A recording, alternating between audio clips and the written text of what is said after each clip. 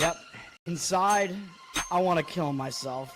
We are on an 0-7 run over the last 2 days. After tonight was just complete bullshit. So that's how I'm going to start off this show. Horrible Sunday, 1-5. I don't even know what to tell you about that. I just don't want to do this anymore. I have never seen anything like this, man. With the slump continuing, 2 straight losses, not a good day at all. 0-4. I just have not had a good season, man. What kind of slump that I'm on? The slump continues. I've reached a new peak, actually. With I'm going to burn my Bruins hat, man. I don't know what is going on with the Bruins.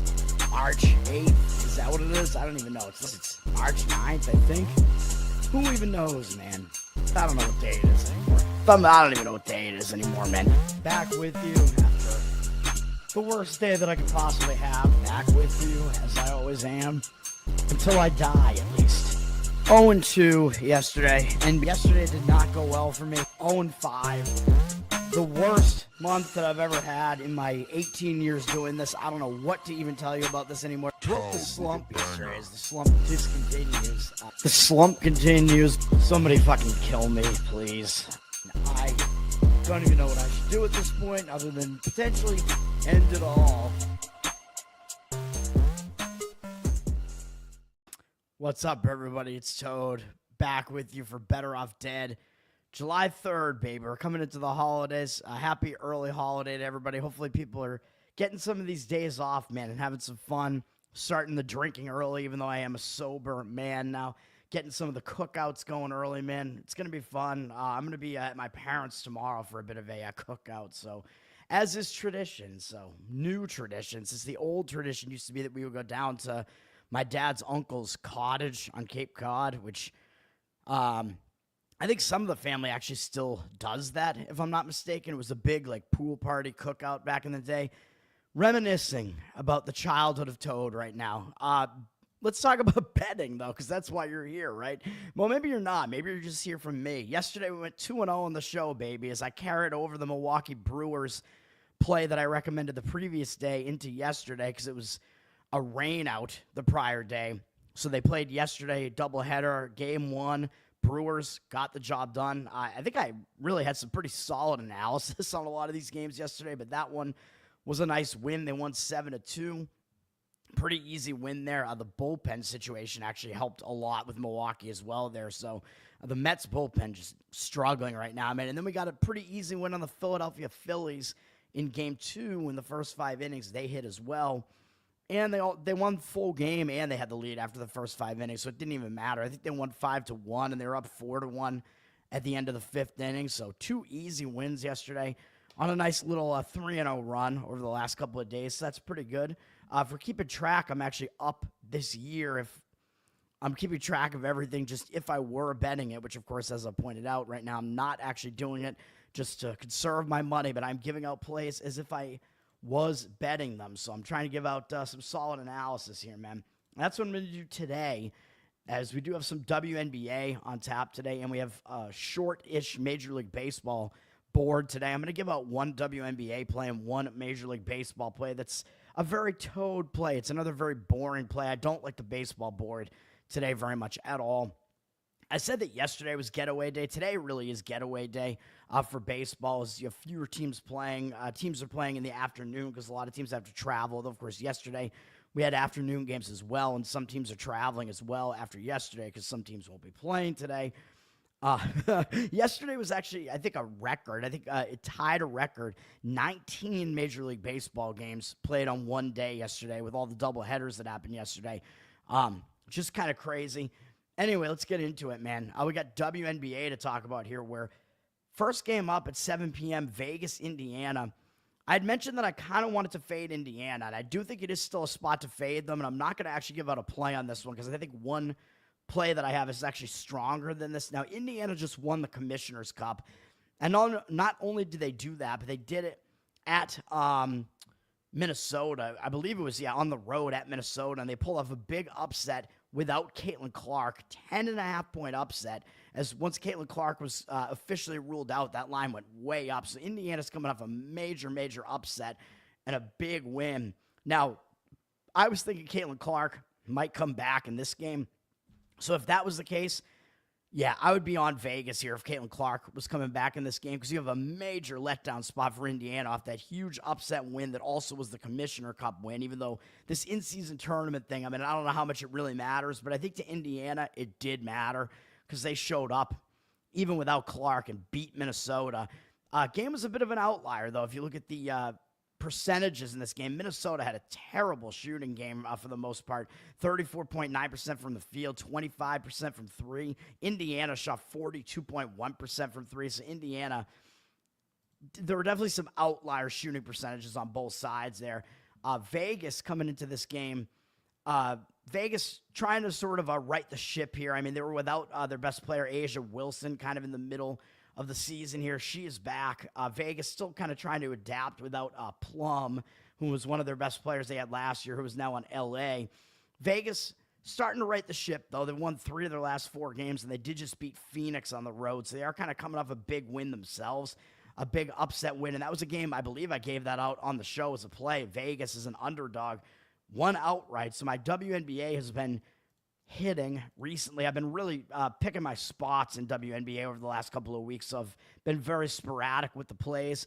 Caitlin Clark, unfortunately, is not going to come back in this game, though, so if she was, I would be saying, yeah, I would give out a play on Vegas if she was, because the line would probably be close to a pick 'em here. And you know, I always say when a team has their star player coming back, especially if the team was really doing well without her, then the team kind of takes a step back a little bit. They kind of get a little bit complacent, and it's kind of like a chemistry shift again where she has to find her way back. The team has to get used to playing with her again. So if that was the case, I would be fading Indiana here, and I still think it might be a good spot to fade her when she does come back. I just wish it was in this game where they're coming off the Commissioner Cup win, because it would be this like confluence of situations that I like to look for. But unfortunately, we only have one of those two situations. Vegas is up from 1.5 to 4.5, which I think part of that move is because of the Caitlin Clark thing. Like, I think the line initially came out expecting her to be back in this game, and she isn't, which is part of the reason why the line has moved like that. I still would lean to Las Vegas. I mean, it still kind of looks like a weird line, right? Because both teams are 8-8. Like, why would you be laying points on the road like this? Although the public probably knows Caitlin Clark is still out, but they probably think pretty highly of Indiana right now after what they've done recently. So I would lean to Vegas, but that one's not going to rise to the level of a play for me. Laney, thank you. Thank you for creating the clips, man, creating the video for the intro. I wish I remembered who did the audio for it, the song, because I want to shout them out, and I forget which fan actually made the song. But, yes, thanks to everybody for helping me create that intro there. It's a great intro. It's like a Laney edit every Bettor Off Dead episode now, man. LA is at New York here. The New York Liberty, they've been playing bad, man. Bad stretch of games for the Liberty. They've lost 4 or 5, even though they are one of the best teams in the league. They're coming off a pretty big game against Atlanta, so I don't know if they're going to suffer a hangover effect from that or if they're going to bounce back, because they just haven't been playing well. So it is possible they bounce back, but they are returning from a 4-game road trip. And you know, I like to say when teams return home from road trips, a lot of times it's not the greatest spot, and this was somewhat of a long road trip that took them to the Pacific Coast. They were away for 4 games, so it might not be the greatest spot to jump in on the Liberty here. L.A., in this case, is starting a road trip after they came back home for 1 game and lost to the Chicago Sky, who are not very good. So starting a road trip could be a little bit more of a focus spot for L.A., and by the way, this is kind of an old-school matchup here. I believe the first WNBA game ever was between L.A. and New York, and that was back when it was Lisa Leslie against Rebecca Lobo, man, way back in the day. I don't even think I can name anybody on either team at this point, but the Liberty are down from 13 to 10.5 here, and the Liberty are still without Jonquel Jones, I think is her name, or John Quell. I don't know how you pronounce her name. She's one of their starters, I believe. She's a center. She's still out for a while, so they are missing her. So that's, I think, been a little bit of a factor in why the Liberty haven't been playing that well, but they are playing worse than they actually are right now. At some point, they're going to right the ship. I don't know if I would lay that amount of points, though, in a return home spot. I mean, I don't think I would. Next game is actually the play I'm going to recommend is the Seattle Storm -2. I think this is a good play, man. Now, the line has moved, unfortunately, because we could have gotten them at a 1.5 point underdog at some point, and now they're a -2 favorite, but I think it's still kind of in that pick 'em range. If you want to go money line with it, I think that's fine as well. You're basically picking them to win the game. And on the surface, the spread looks misleading, right? Because how could you lay points on the road with a 10-7 team against an 11-6 team that's 7-2 at home, right? Well, the odds makers are telling you the Storm are actually better than maybe they appear, which I think is accurate. I would agree with that. We don't have really any injury concerns here that are significant in this game. So the odds makers are telling you the Storm, dude, they are a talented team. It's just they got off to a slow start this year because they have some new pieces to their team, but they've been playing a lot better recently. As you can see here, they've won 7 of their last 9 games, I believe, or whatever. Yeah, I think that's what it is, right? If I can count right. And they're coming off maybe their worst game of the season, man. So I think this is going to be a spot where they're going to focus, man. I mean, they started the road trip and lost 84-57 to Golden State. And Golden State, expansion team, but they're actually starting to play pretty well. But that's still an embarrassing loss for Seattle. Seattle was a road favorite of 4.5 points, and they got absolutely massacred in this game, man. And this is an outlier game, too. Seattle shot 27% from the field in this game. I mean, that's not going to happen again, man. That's very uncharacteristic of them. So I think this game was just a total outlier. I think Seattle's going to bounce back in a big way after a horrific game like that. And meanwhile, Atlanta, as I just mentioned, is coming off that New York Liberty game where they beat the Liberty and almost pulled into a tie with them. They're a half game behind the Liberty. Huge win for the Dream at home against one of the teams that's one of the best teams in the league. And they had played the other best team in the league right before that, playing Minnesota to within 4 points. So they had 2 really big games, and that was an overtime game, too. So they took Minnesota to overtime and then beat the Liberty. So they're coming off 2 big wins. And let's just make it even more crazy than that. They already won at Seattle earlier this year by 7, so it's a little bit of a road revenge angle for Seattle here as well. So I think this is the spot, man. I think this is the best WNBA spot and play of the day. And if you look at this game, Seattle was beating Atlanta at Atlanta for most of this game here. The majority of the game, Seattle had a big lead. They're up 13 with 5 minutes to go in the third quarter and wound up losing the game anyway.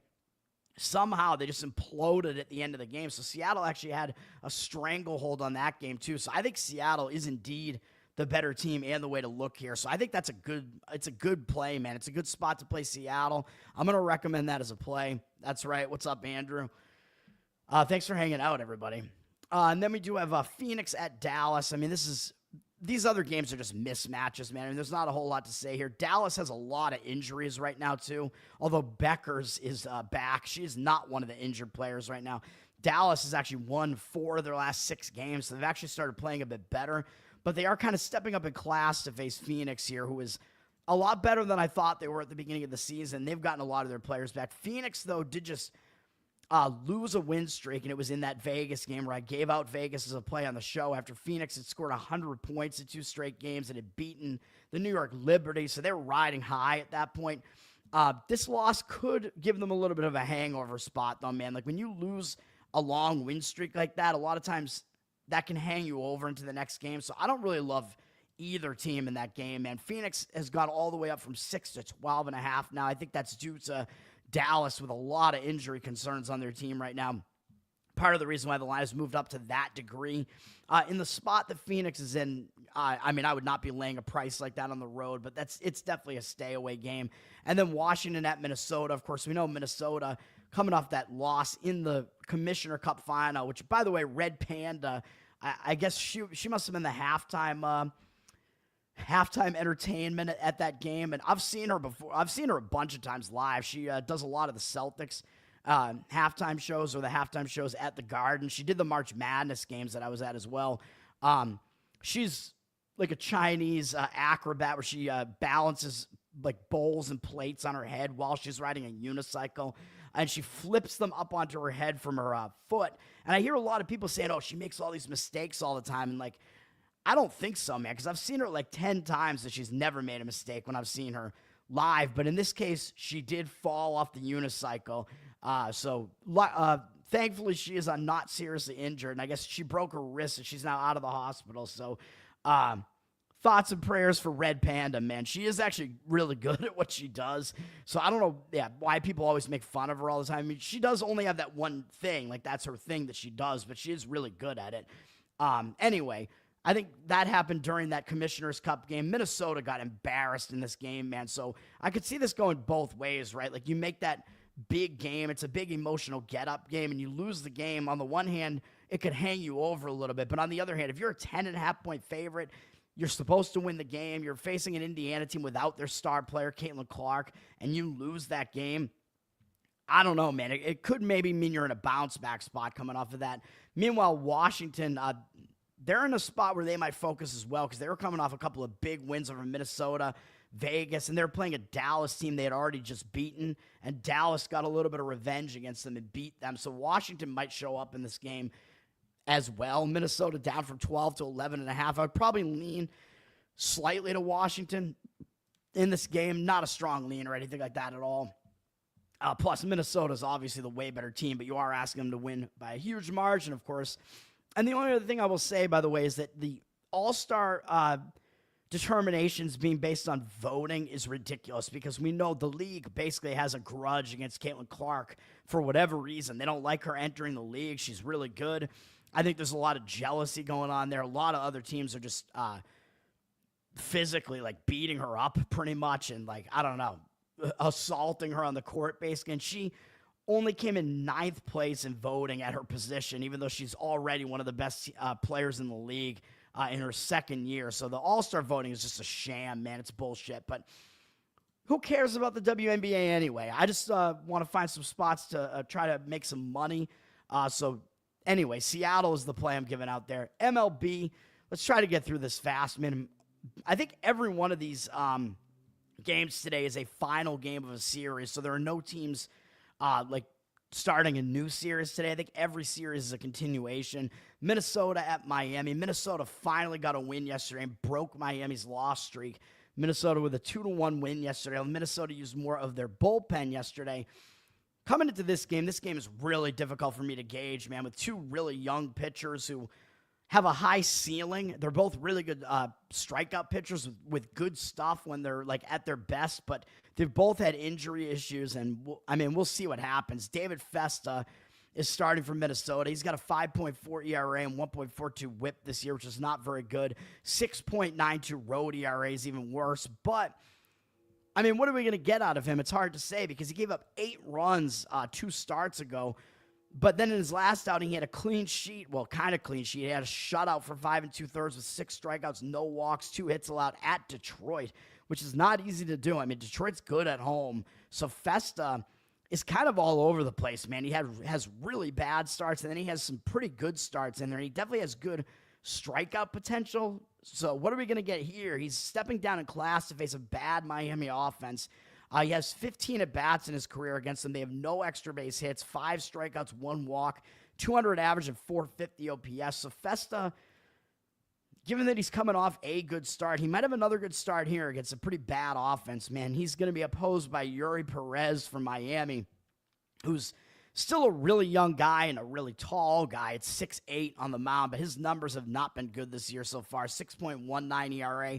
1.5 whip, but he's only made 4 starts. He hasn't made 5 innings in any start yet, although he's kind of limited the damage in every start to the point where his team has won 2 of the 4. But he's been walking too many guys, man. He gets a decent amount of strikeouts, but a 14-10 strikeout walk ratio, that's not going to cut it. The walks are really the major concern with him right now. He just puts too many guys on base via the free pass, via the wildness. I pointed out back when he was in the league, he came into the league at a really young age, at like 20 years old a couple of years ago, and he had more than half a season with Miami and actually put up really good numbers. So he does have that potential, but he got injured, missed all of last year, and now he's trying to make the comeback here. So we'll see if he can do it. Minnesota only has 4 at-bats against him, and they're 0 for 4 with a strikeout and a walk.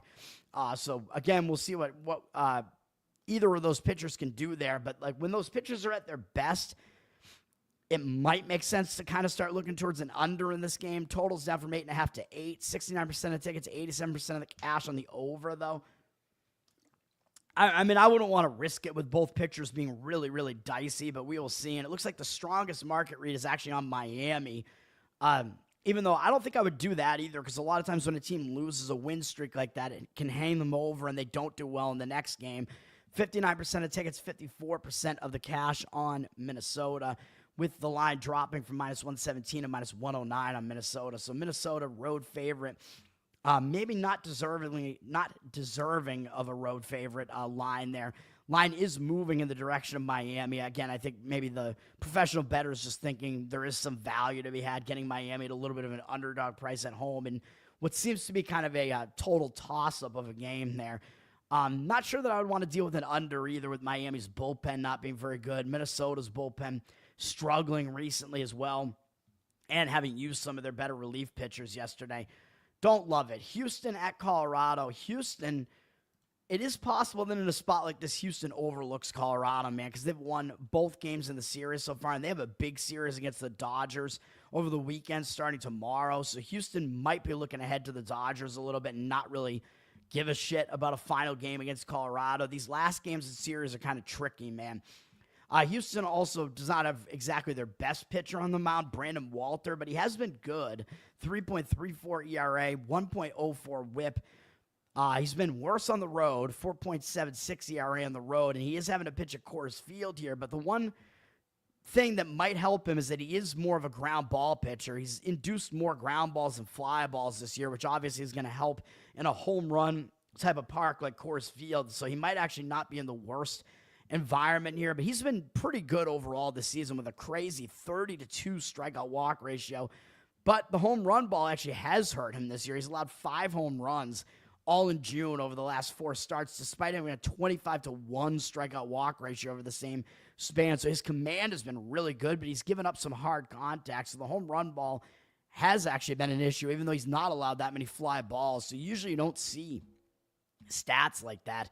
But overall, he has pitched well. He had one really bad start against Anaheim where he gave up 7 runs, although even that start, he had a 6-1 strikeout walk ratio. So even that, there were some positives to take away from that one. And he had a really nice start against the Cubs last time out, who are a good offense. So he's actually stepping down in class to face a pretty terrible Colorado offense. Colorado, only Farmer has ever seen him before, and he's 0-2 with a walk off of him. So maybe Walter is in line to do decently here. He's up against Kyle Freeland, who is not the worst pitcher for Colorado, but he is probably the lesser of these two pitchers. 5.56 ERA, 1.6 whip.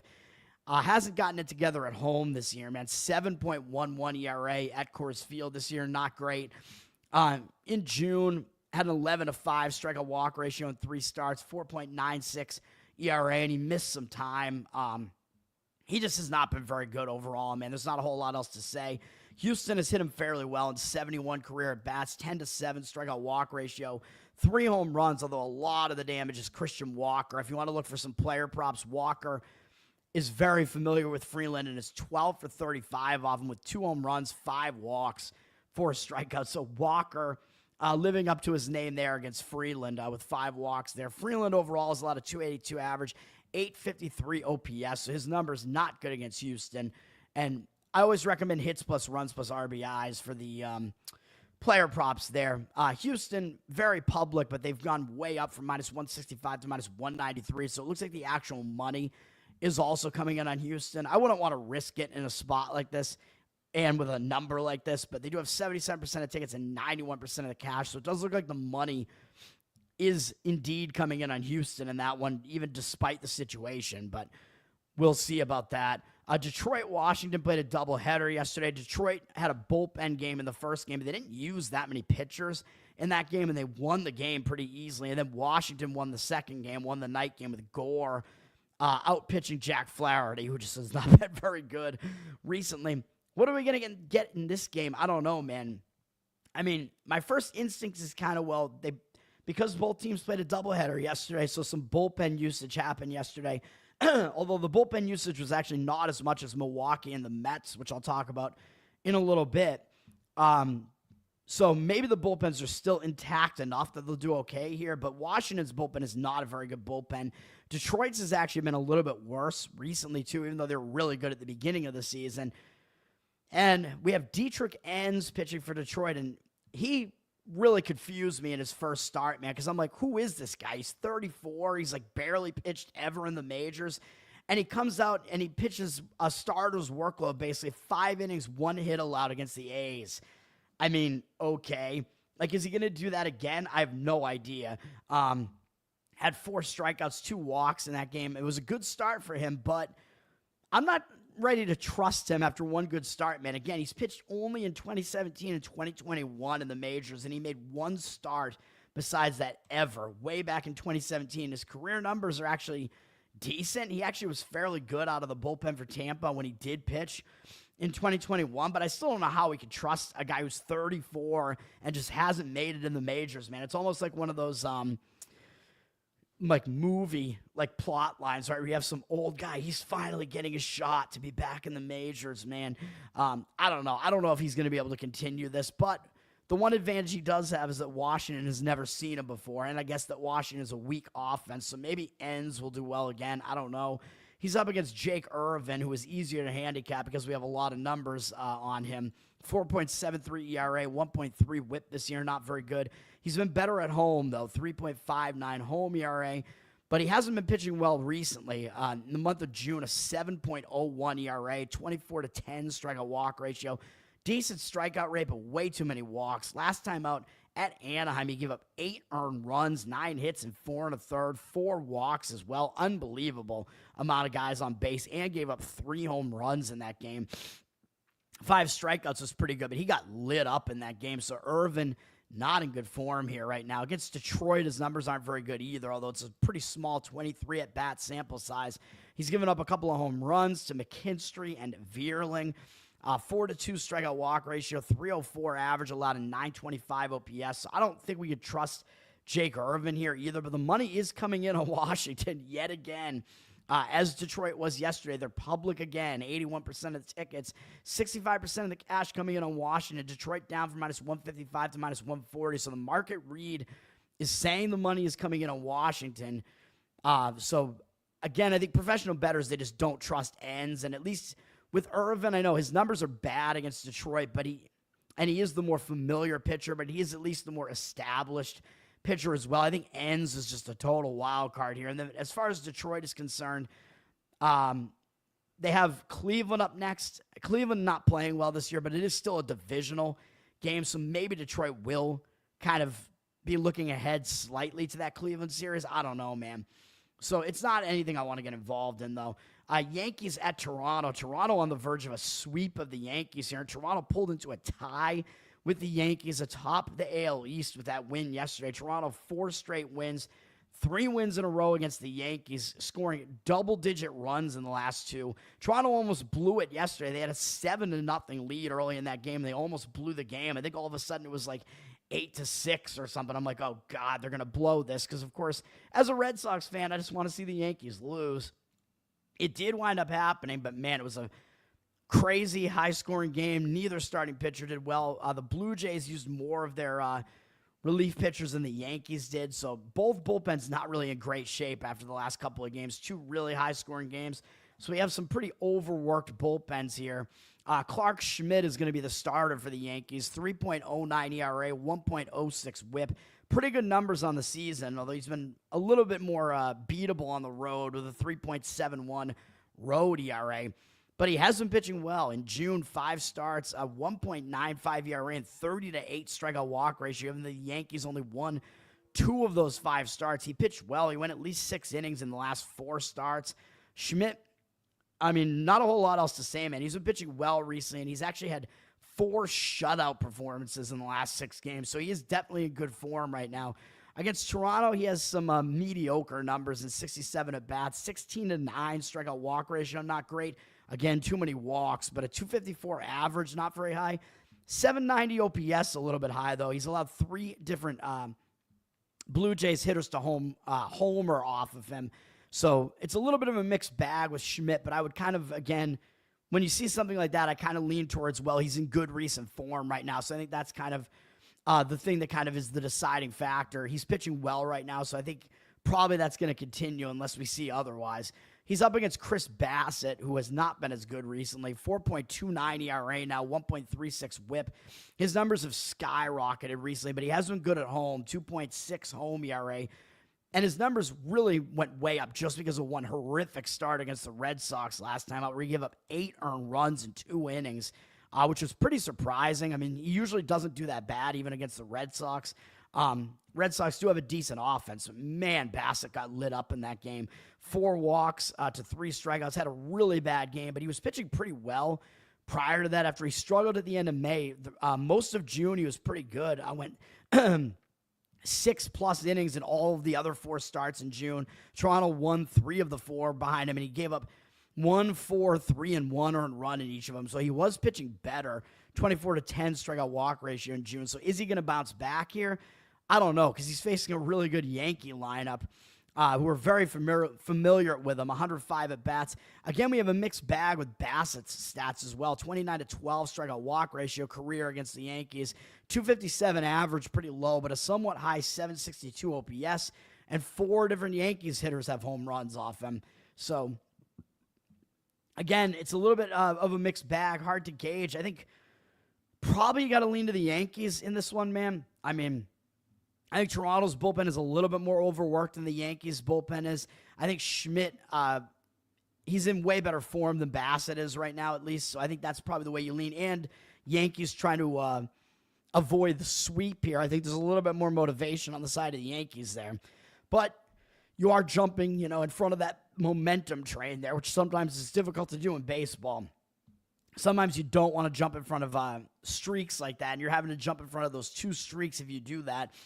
65% of tickets, 88% of the cash on the Yankees. So the money is coming in on the Yankees, up from -120 to -123. But then on the other hand, you're always paying too much for the Yankees, man. Even though the Yankees have lost every game in the series, you're still paying a price for the Yankees as a road favorite there, even though the starting pitching matchup is kind of like, usually you shouldn't have to pay a price like that for the Yankees unless it's one of their, top tier starters on the mound there, which Schmidt isn't really, but he is pitching well right now. So I do still lean to the Yankees, though, with that matchup in that spot.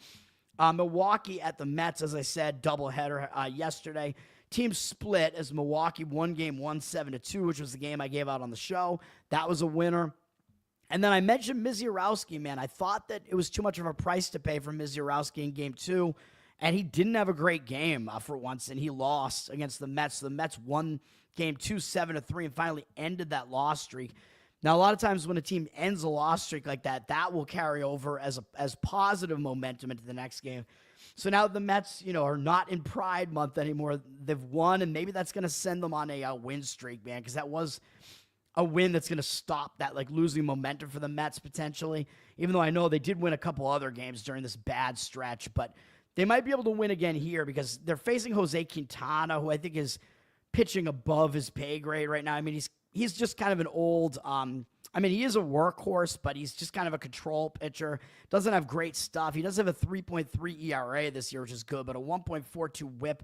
He's putting way too many guys on base. He has been good on the road, though, 1.31 ERA. And the other thing is he is familiar with the Mets because he did pitch for the Mets last year. So I think Quintana, this might be his first time facing the Mets since he's been away from them and on a new team. So he might actually get a little bit pumped up to face the Mets, and he is at least familiar with pitching in this stadium because he pitched there for the last couple of seasons. So there are some reasons why maybe Quintana might actually pitch okay in this game. By the way, the one thing I forgot to reiterate yesterday when I gave out that Milwaukee play one more time is that was a revenge spot for Milwaukee, too, in that first game because the Mets eliminated Milwaukee from the playoffs last year. So Milwaukee was going to have a little bit of an extra incentive to try to win, and maybe that incentive will still be there here because do you truly get revenge if you lose the series still? I'm not sure that you do. You won one game, but you got to win the series against them to get some real actual revenge, right? So maybe there is a little bit of motivation on the side of the Brewers, but is Quintana good enough? I don't know, man. In the month of June, he had a really bad 17-16 strikeout walk ratio. That's not going to get it done. Way too many walks. Walking at least 3 in 4 of the 5 starts. That's not good. 4.15 ERA, not great either, even though Milwaukee did win 4 of those 5 starts. He limited the damage somehow, but you're walking that many guys, eventually it's going to catch up to you, man, especially against a Mets team that on their good days they can hit. They do have a good offense, but they haven't done well against Quintana in the past. 74 at-bats. We're a 22-5 strikeout walk ratio, 216 average, 590 OPS. So Quintana actually has good matchup numbers against the Mets, so there are some reasons why he might actually pitch decently here. He's up against David Peterson, who I'm not a fan of because he keeps performing based on what his other numbers say. He has a 3.3 ERA, obviously good, but a 1.28 whip. Again, he puts too many guys on base. He's been better at home, 2.22 ERA here at home. So decent sign for Peterson, but it looks like he is starting to regress like I thought that he would. In the month of June, he had a 4.55 ERA, which is not very good. 24-11 strikeout walk ratio over the last two starts, both on the road. One against Philly, which is difficult, but one against Pittsburgh, which is not that difficult. He had 3 walks in each of them. He actually has issued 3 walks in 3 straight starts. And in those last 2, he gave up 5 earned runs in each and didn't even make it 5 innings in either. So he is out of form right now, I would say, with 9 walks over the last 3 starts, like I said, and 12 strikeouts over that same span. So his strikeout walk ratio really bad in the last 3 starts. So I think Peterson is out of form right now. Against the Mets, his numbers are okay, or Milwaukee, against the Brewers, his numbers are okay. In 53 at-bats, 245 average, 725 OPS, 17-5 strikeout walk ratio, mediocre numbers. Rhys Hoskins, if you want some player props, 7 for 16, 3 doubles, 2 home runs, 2 walks off of him, and 4 strikeouts. So matchup-wise, it looks like Quintana actually does have a little bit of an edge in the matchup there. I don't really want to do it, and the money is coming in on the Mets because I think Quintana, both pitchers have really just been walking way too many guys recently, so I think probably the best way to look at this game is actually towards the over. The Mets are up from -150 to -152, 57% of tickets, 72% of the cash on the Mets. Maybe that momentum will continue from winning the last game last night, but I think the over makes more sense with both pitchers potentially in for it here because they've been walking too many guys. Their ERAs are both misleading. Both pitchers are not as good as their ERAs look. The total's sitting at 8. Both offenses are at least pretty familiar with these opposing pitchers. And 74% of tickets, 78% of the cash coming in on the over. Mets bullpen has been struggling recently, and they used a lot of it. And the Milwaukee bullpen's just not that great. So there are a lot of components for the over in that game, and that might be the best way to lean in that game. Anaheim at Atlanta. Atlanta got the win yesterday after losing the first game of the series in shutout fashion, 4-0. They bounced back with an 8-3 win yesterday. So a nice win for Atlanta yesterday, and they lit up Anaheim's bullpen. Kikuchi actually pitched pretty well yesterday. And Anaheim's bullpen is just awful, man. So that's something you got to take into account. I don't think either bullpen is that good here. Jose Soriano is going to pitch for Anaheim today. 3.99 ERA, 1.47 whip, so his whip is way too high. His ERA is good. Soriano has had some really good strikeout stuff at times this year, but he has been wild as well. His ERA on the road is a lot better than it is at home, though. 2.78 road ERA. He is coming off a really bad start against Washington, and they're not a good offense, and he got lit up for 8 runs against Washington, but that might be a little bit of a blip. Last time he did bad against the Red Sox, giving up 7 runs. He bounced back really nicely with a 12 strikeout, 7-inning performance against the A's.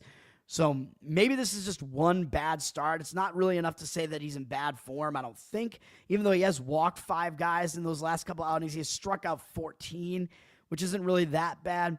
A 35-11 strikeout walk ratio in the month of June and 28 1/3 innings pitched.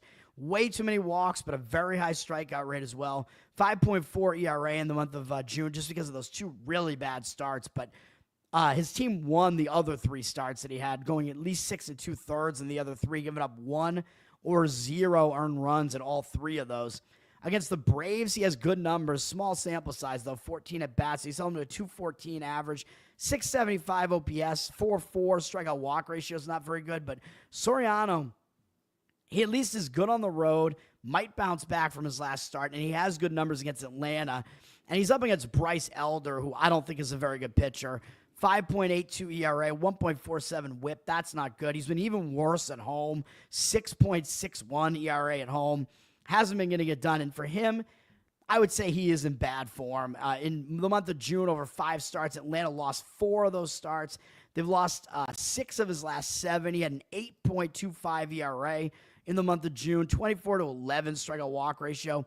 Way too many walks. He had one really good start with 12 strikeouts, and all the other starts, not very good. He gave up 3 earned runs in all the other ones, walked 3 in 3 of the 4, walked 3 or more in 3 of the 4. Last time out against Philly, 9 earned runs allowed, 3 home runs, 4 walks, 8 hits in 2 innings. Got absolutely trashed in that game. And the 2 games before that, he gave up 4 earned runs in 3 1/3 against a bad Colorado offense, not at Coors Field either, and 5 earned runs on 10 hits against Miami. So he is definitely not in good form right now. Up against Anaheim, though, they really have almost no history against him. Soleil is 0 for 7 off him with 3 strikeouts and 2 walks. Other than that, Anaheim has never seen him before, so maybe Elder will have a little bit of an edge just because the opposing offense hasn't seen him before. But I gotta lean to Anaheim in this game, man. Well, probably in the first 5 innings, though, because I don't think you want any part of Anaheim's bullpen here. So I'd probably lean to Anaheim on the money line as an underdog in the first 5 innings because I think Elder is just trash, and he's been really bad recently. And Soriano, there are some numbers that indicate that he might do well in this particular start. And he's been in at least form that isn't as bad as Elder's recently. Elder's bad form has been sustained over the last 3 starts. Soriano only has 1 bad start recently. Well, 1 in his last outing. Had 3 good starts prior to that. 55% of the tickets and 77% of the cash coming in on Atlanta, but the line has dropped from -152 to -145. So I don't know if we believe that cash percentage that it's actually on Atlanta there. And again, I guess the one thing that you could argue for Atlanta, though, is that Atlanta is better than the record would indicate, and the Angels are worse than the record would indicate. But in this matchup, I just don't really see it. I really do not like Bryce Elder. Cleveland at the Chicago Cubs. The Cubs, this could be a spot where maybe it makes sense to fade the Cubs, man, because they're on the verge of sweeping Cleveland. Cleveland had a 3-0 lead early in the game yesterday, and they wound up losing 5-4. Definitely a brutal way to lose, man, on the road against a good Cubs team. But the thing about the Cubs situation here is that they're on the verge of sweeping a Cleveland team. They might not pay attention to Cleveland after beating them twice. And the Cubs have kind of bigger things on the horizon. They have a series against St. Louis starting tomorrow. That's a pretty big divisional matchup. St. Louis not that far behind them in the division. So I think the Cubs might have a little bit of a look-ahead spot here. And the Cubs used a little bit more of their bullpen in yesterday's game than Cleveland did. I think both bullpens are a little bit mediocre, although probably the Cubs bullpen is a little bit better. But in this spot, I don't know if I love the Cubs. Luis Ortiz pitching for Cleveland. Normally, I don't really like him. Although it says he's out now. So wait a minute. What? Is he out? Let me look. Is he not pitching anymore? Hold on. What are we looking at here?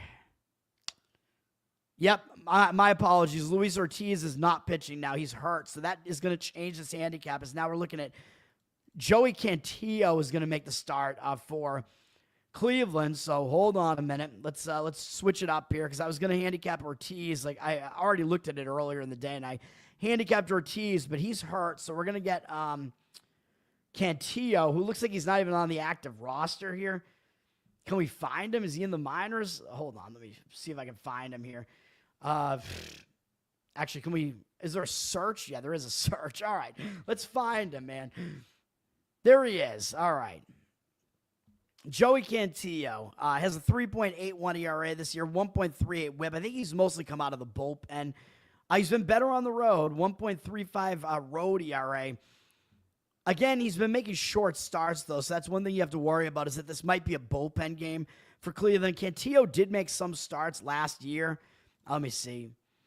Although he only went deep a couple of times, so I'm probably going to say he's probably not going to go deep in one of these starts. He did get a starter's workload a bit last year, but this year, I mean, he hasn't really been doing that. So I think we're probably only going to get like 2 to 3 innings out of him would be my guess in this game. So he's having to get thrown into the fire late, man, because it's a late change as Ortiz looks like he's going to have to go on the injured list or something for Cantillo to come up and make the start. So I don't know if we could trust Cantillo here. Overall, I mean, I don't even know what else to say about him overall. 36-14 strikeout walk ratio. Definitely way too high of a walk rate. He has a really high strikeout rate, though, so he has a good strikeout potential, but his walk rate is high, so he is wild. He's still pretty young at 25 years old, so he does have some potential. Versus the Cubs, they basically haven't seen him. Tucker is 2 for 3 off him, though. Kyle Tucker with 1 RBI. So Tucker is hitting pretty well, but other than that, the Cubs are pretty unfamiliar with Cleveland, so at least maybe there's a little bit of an edge to Cantillo for that reason. And the Cubs have Cade Horton pitching. He hasn't been very good. 4.8 ERA, 1.44 WHIP. Not good numbers. He's been better at home, 3.38 home ERA. He's not been in good form recently, though, with a 17-10 strikeout walk ratio in June, 5.47 ERA. The Cubs have lost 3 of his last 4 starts. That's not good.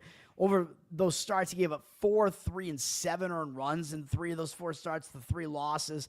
The last 2 starts, he didn't even make it 5 innings in either of them. So he has not been pitching well. So Horton might hear a who in this game, and he might hear a boo. I don't know, man, with the Cubs' home crowd. But Cleveland has never seen Horton before, so maybe that's, I guess, something for Horton. And he is still young as well, but I don't know, man. I think I might prefer Cantillo a little bit. Horton does not have strikeout stuff like Cantillo does, as he only has 33 strikeouts in 45 innings pitched, and he's allowed more hits than innings pitched. Walk number is not great, but okay. 14 walks. I would lean to Cleveland in this game, man. And it looks like the money is coming in that way. Cubs down from -150 to -136. 69% of the tickets are on the Cubs, but 51% of the cash coming in on Cleveland. Do I want to do it? I mean, I don't know. We're going to get a bullpen game out of Cleveland here, though, man. So it's a little bit difficult to gauge. And what do we have for the bullpen statistics here? I don't have it up right now. I usually do have it up, or at least sometimes I do. Let me see. We have Cubs actually have the second best bullpen ERA in baseball right now, 3.21. So that's a little bit of, a detractor if you want to play Cleveland here. Cleveland has a 3.97 bullpen ERA on the season. So Cubs definitely do have the better bullpen, although they got a little bit more used yesterday with some of their better relief pitchers being used yesterday in a close win for the Cubs yesterday. But the spot, again, not exactly great for them. I'm not going to elevate this to a play, but I do like Cleveland in that game, man. It's definitely a risk, though. We'll see what Cantillo can do. Arizona against San Francisco. San Francisco finally got a win in the series yesterday. 6-5 over Arizona yesterday. San Francisco used a lot of their bullpen yesterday, though. So San Francisco, they have a way better bullpen than Arizona does, but they used a lot of it yesterday. So the bullpen situation kind of evens out, and then you got to figure out what's going to go on with the starting pitching. Robbie Ray is pitching for San Francisco, 2.75 ERA, 1.15 WHIP. Ray obviously having a good season. I mean, unexpectedly so. He's been pitching really well, and it's continued. 3.54 ERA over 5 starts in June, not allowing more than 3 earned runs in any of them. 32-8 strikeout walk ratio, so Ray's continuing to pitch quite well.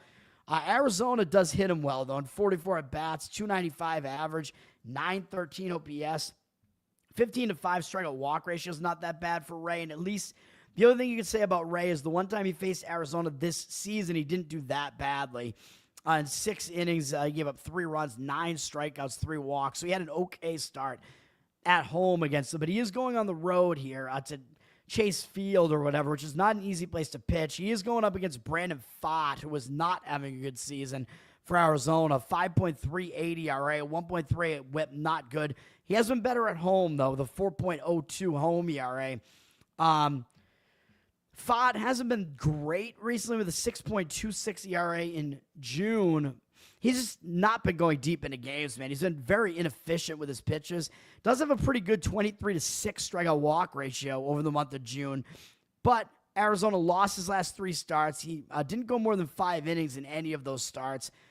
Kind of a mixed bag for him. He's been at least keeping his team in the games, though, allowing no more than 4 earned runs in any of the last 4 starts and 2 in 3 out of the 4. But he was facing some bad offenses. I mean, Toronto's okay. Colorado's bad, although that was at Coors Field. Miami is bad. San Francisco's not a very good offense either, but he actually struggled at San Francisco, that was the same game that Ray pitched. I think he was matched up against Ray in that game. And Pfaadt only went 4 innings. This was in mid-May and gave up 4 runs, 3 walks, 3 strikeouts, 6 hits.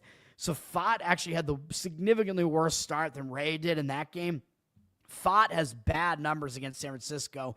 In 30 at-bats, 5 walks, only 3 strikeouts, 367 average, 1,090 OPS. So I don't know that we could trust Pfaadt in this game. I think Ray, probably the more trustworthy of the 2 pitchers here, man.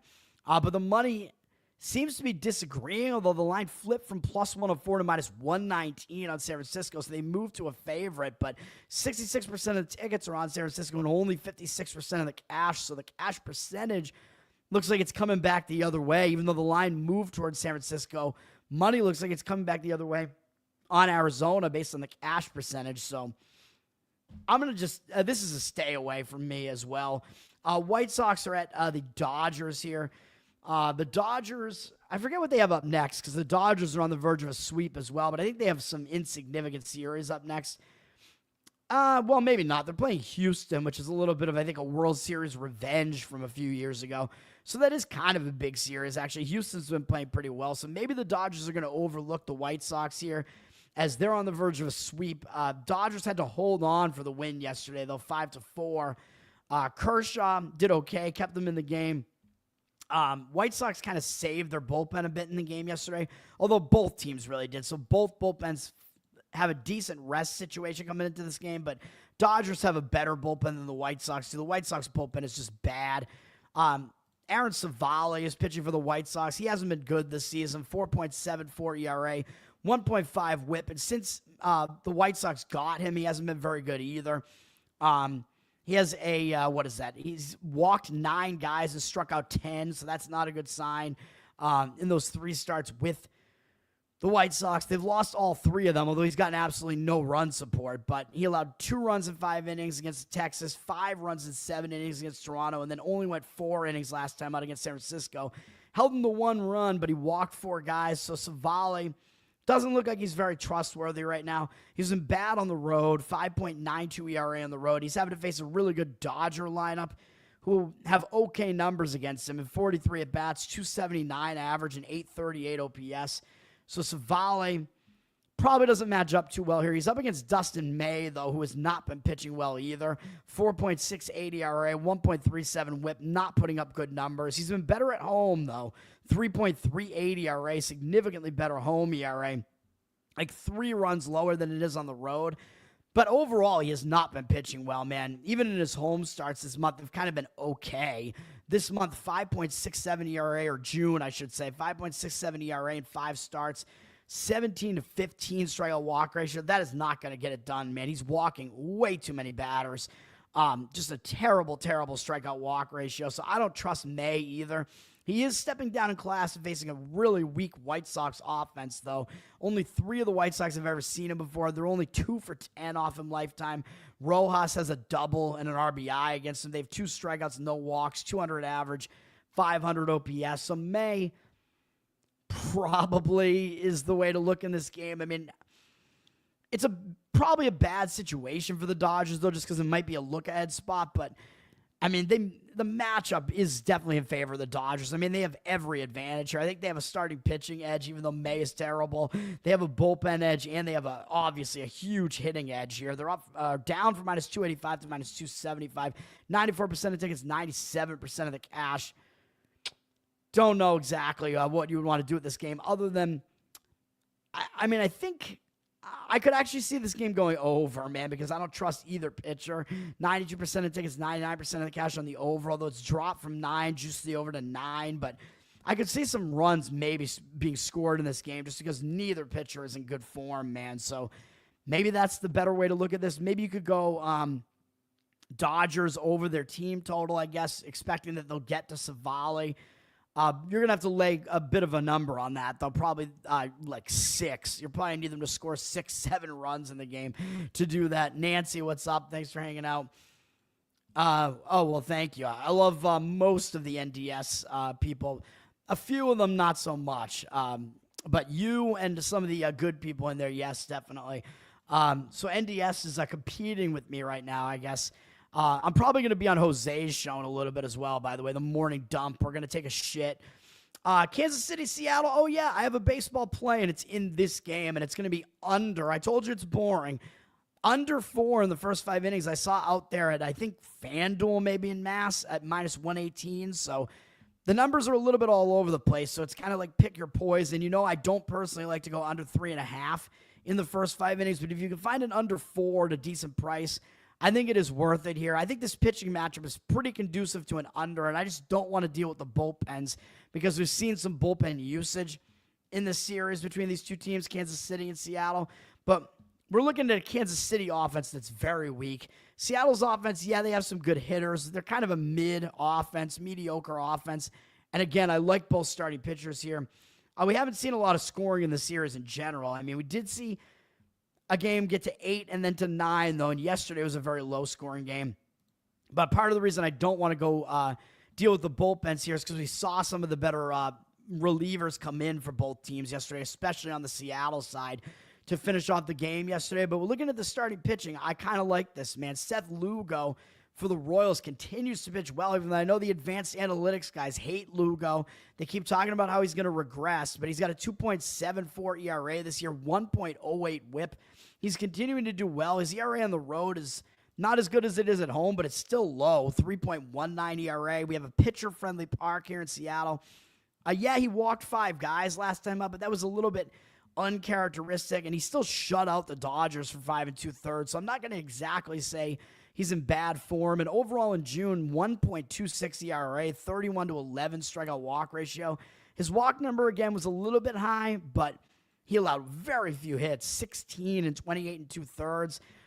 Hasn't allowed a home run in 4 straight starts. Over those last 4 starts, he allowed 0 and 1 earned run in all 4, 2 in the start prior to that. So really good June for him. I would say he is in good form right now. And his strikeout rate has been high the last few starts as well, striking out at least 7 in 3 straight starts. Against the Mariners, they don't have a whole lot of history against them. They're not that familiar with Lugo. And in 18 at-bats, they have a 222 average and 578 OPS, 5-2 strikeout walk ratio. So Lugo has done well against the Mariners, and they're not very familiar with him. And he's up against Brian Wu, who I like Wu. He's one of the best pitchers on the Mariners. 2.93 ERA, a 0.97 whip. I mean, he's one of the better pitchers in baseball, really. 2.08 home ERA, so he's really good in this pitcher-friendly park at home. He's in good form as well with a 3.19 ERA in the month of June, a 33-8 strikeout walk ratio. And striking out at least 6 in all but one of those starts and 9 apiece in the last 2 outings. Last 3 outings, he allowed 0, 2, and 0 earned runs in those 3. He's facing a really weak Kansas City offense, and they're not that familiar with him. They only have 9 at-bats against him, and they have 4 strikeouts, 1 walk, only 1 hit from Furman. They have a 111 average and 311 OPS off him. So I think the starting pitching matchup is good for the under here. Both starting pitchers are in good form right now. They both have good numbers on the season. Pitcher-friendly ballpark. One really weak offense on the side of Kansas City. And the starting pitchers both have good matchup numbers as well, and they're both good in general. So I'm not going to agree with the analytics guys on Lugo here, and hopefully we wind up being right at least right enough to get this one under the total in the first 5 innings. That's going to do it, man. Zach, what's up, man? Neither team to score 3 like in the whole game. That would worry me, man. That would definitely worry me, especially if it's going to be a low-scoring game and it might go into extra innings. I don't like that. And Seattle used a lot of their bullpen yesterday, so I am a little bit worried about that later in the game. That's going to do it, man. My plays one more time are WNBA, Seattle -2. And another game involving Seattle in baseball. Royals, Mariners, under in the first 5 innings. If you can get a 4, under the 4, that's going to do it. Learn to Toad on Twitter. GiveSendGo.com/TowerGameToad is still up if you really want to help me out that way. You can tip me on Twitter as well. Bettor Off Dead is on Instagram, so you can check me out there as well. Not a whole lot else to say. I don't think. Patreon.com/TowerGame. If you still want to go check out, if you still want to subscribe to Tower Game, you will get all the bonus content that is still out there.